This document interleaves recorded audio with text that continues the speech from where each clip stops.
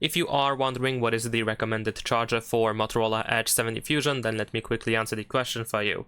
So the most optimal choice for this phone is going to be Motorola's original Turbo Power 68 watts power adapter.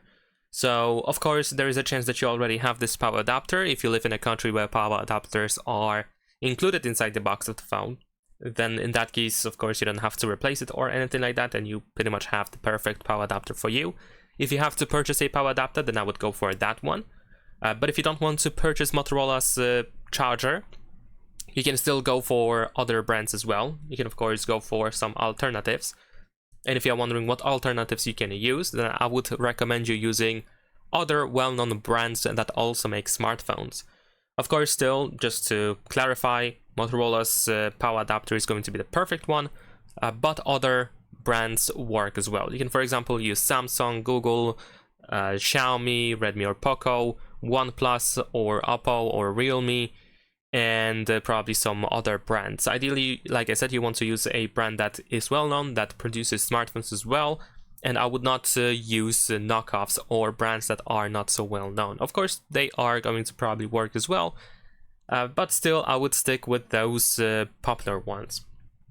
And the original cable that we have in here is USB-C to USB-C.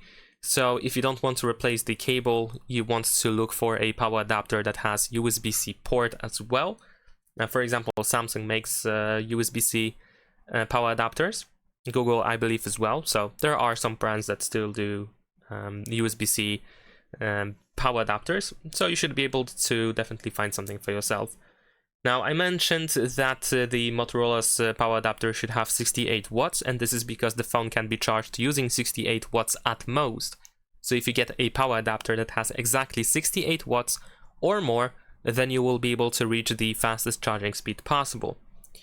And of course, if you already have a power adapter that has, let's say, 70 watts, 75 watts, then there is no need to actually replace that for a faster one.